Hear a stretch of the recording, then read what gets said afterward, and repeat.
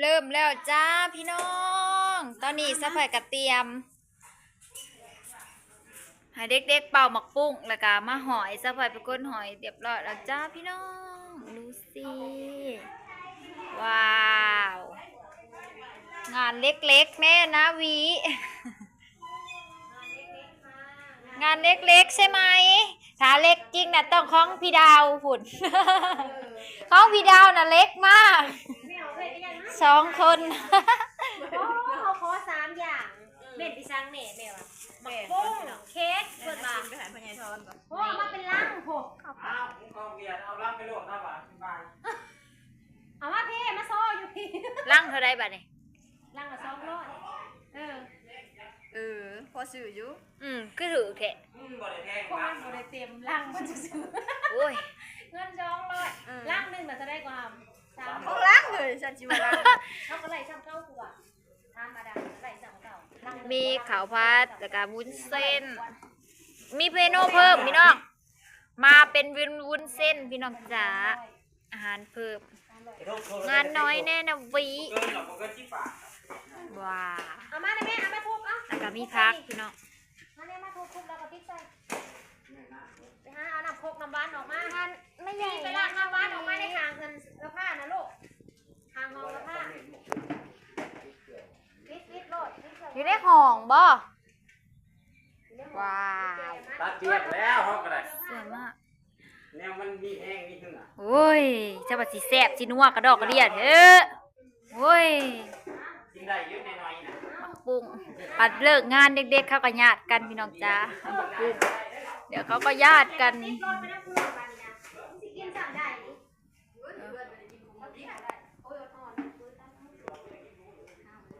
ีอะไรบ้างโอ้น้ำหวานมีน้ำหวานปัด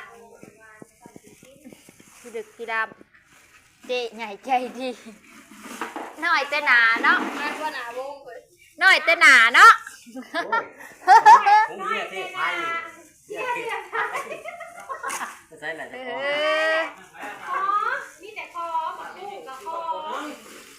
เอาคอ3 อย่างนะนี่นะมันกาย3เลยได้นี่นะยัดไหนกายหมด3แบบนี้มาเห็นเบียร์กระล่าง1ผู้เบียร์กระล่าง1อันนี้มาก่อนอันเล็กๆหาแต่คนมากินบาทโอ้ยจะถาเบิ่งคำจักหน่อยกับหุ่มปึ๊กซิมเลยเด้เฮาซิมมาทุกอย่างเลยเฮาบ่มียาพิษแน่นอนยังแต่เบียร์กับน้ำหวานยังบ่ได้ซิมกับเค้กเด้อ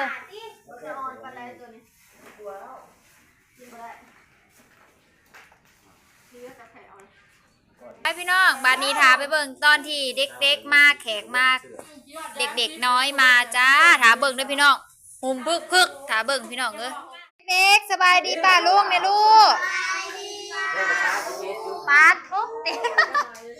ยังบ่ได้มาเบิร์ดเด้นี่พี่น้องจ้ายังไม่ได้มาเบิร์ดยังไม่ได้ครึ่งเลยนี่พี่น้องจ้ายังบ่ได้ครึ่งเด้อจ้าถาเบิ่งอีกเด้อพี่น้องเอ้ยบาดนี้กำลังรอมากำลังมายังอีกหลายพี่น้องกำลังจะเป็นศูนย์เลี้ยงเด็กกำลังจะเป็นศูนย์เลี้ยงเด็กแล้ว1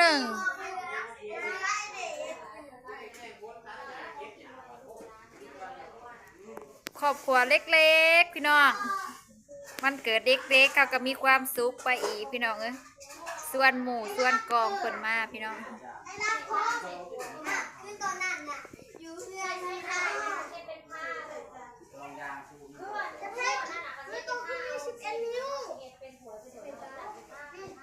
ถ้าเขากินเป็นผ้าเอามันจังบ่ได้ใช้ถ้วยลาย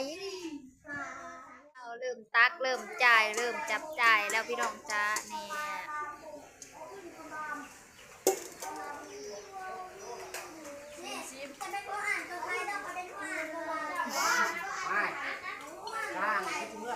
ยมาเบียร์ไอ้จอกก็ได้แน่รถนั่นเองแล้วมาจอดดิ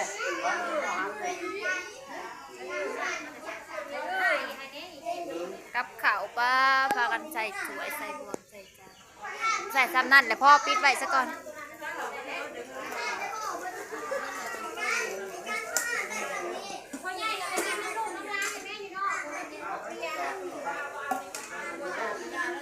อกย่างก็มีกำลังหยั่วพี่น้องเอ้ยหยั่วคักหยั่วแน่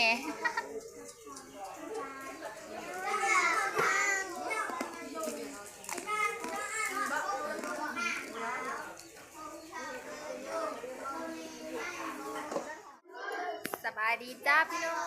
งมาสบายดีย้ำคำพี่น้องจ้าเริ่มแล้วตอนนี้เด็กๆก็เริ่มมาไลฟ์แล้วพี่น้องกำลังยั่วอยู่พี่น้องเนี่ยแต่ยังมาบ่ได้ละครบพี่น้องฮะกะทยอยมาพี่น้องจ้าเด็กๆก็ได้พี่น้องเอ้ยเนาะตัวเป็นการแห่งแสงกับเขาก็จะมีลายแนวลายอันลายแนวพี่น้องเอ้ยมาบ่ได้พี่น้อง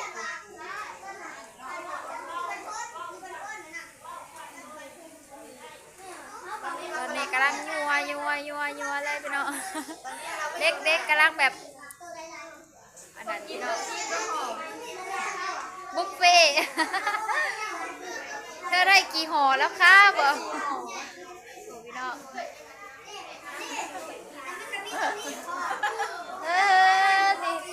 ใครนั่นเนี่ยสิบุฟเฟ่ห่อตูดแล้วตูดอีกอ่ะ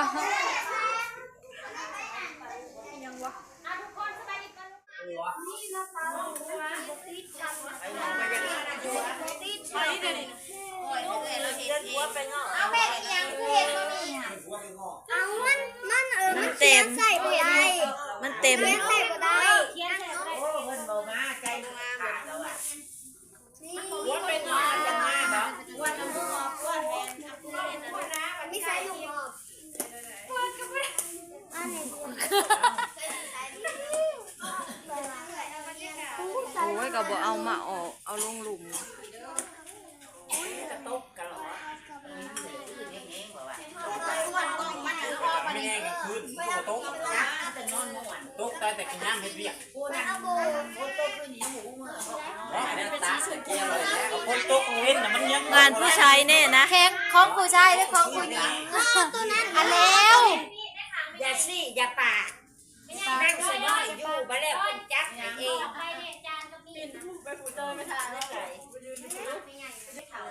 วาย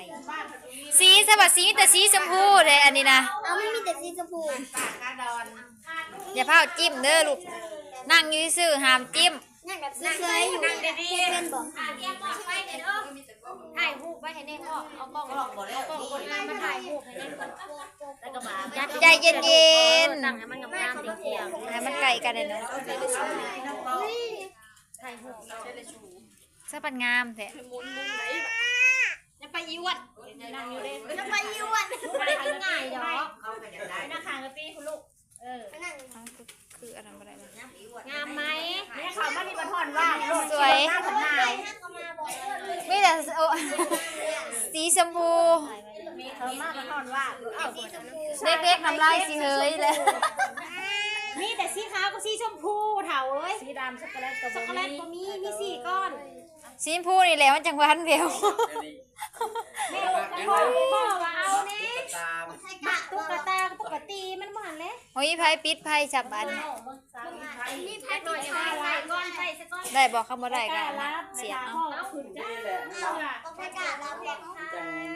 เรายังไม่ได้นะว่าคนไหนไหนลูกอยู่ห้างเอาหน่อครับ ถ้าเราบุกขึ้นมาจะขึ้น มาแล้วบอกเผาหลับเผาเสือ เอาไปจัดการใส่จานรับเนาะ บอกว่าใหญ่ไม่ใส่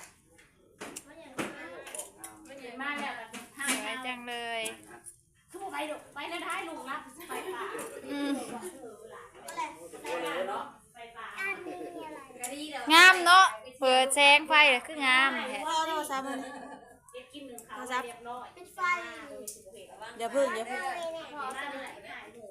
ผมไปกับอ้ายอีก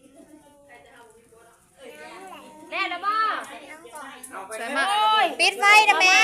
ไฟบานีไฟบ้าเป็นไฟร้องเพลงเด้อ เดี๋ยวนะ เอา เฮาร้องก่อนจะปิดบ่แม่นบ่ กระปิดเลยวะ ปิดก่อนจะร้องบ่ อ้าว เอาเลยเริ่ม ต้องปิดไปหาพระเจ้า Happy birthday to you Happy birthday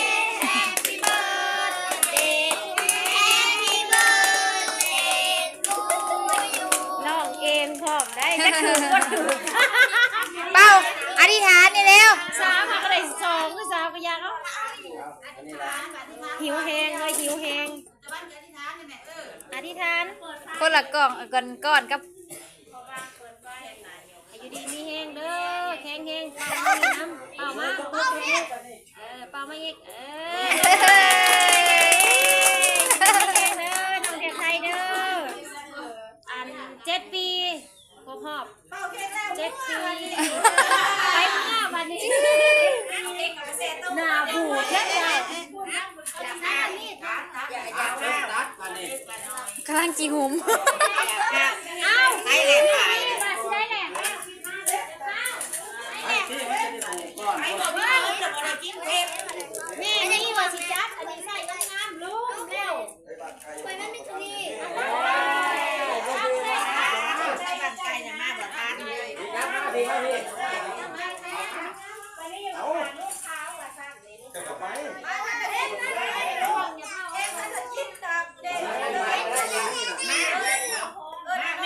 บ่ได้มีเงินแม่ไม่แต่ความบัก อันไทยพวกไปได้ไปพวก ไม่ใหญ่เด้อ เอาข้าวนี่ถือเจ้า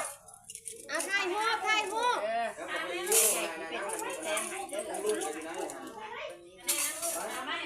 เร็วมาได้หน่อยตรงไรเอาส้มก้อนนี่เด้อเตยนะไม่ได้ก็ได้ อะไรเตยน่ะลงไปนั่งเลยเตย ไม่ได้แม่มาได้แม่ลูกจูงดอกนะ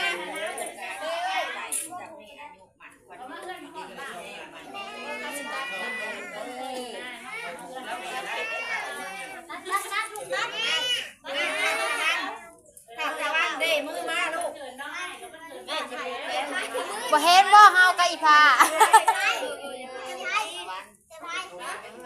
แค่สิบเดียวเนาะอายุไปคืนอายุไปแค่สิบ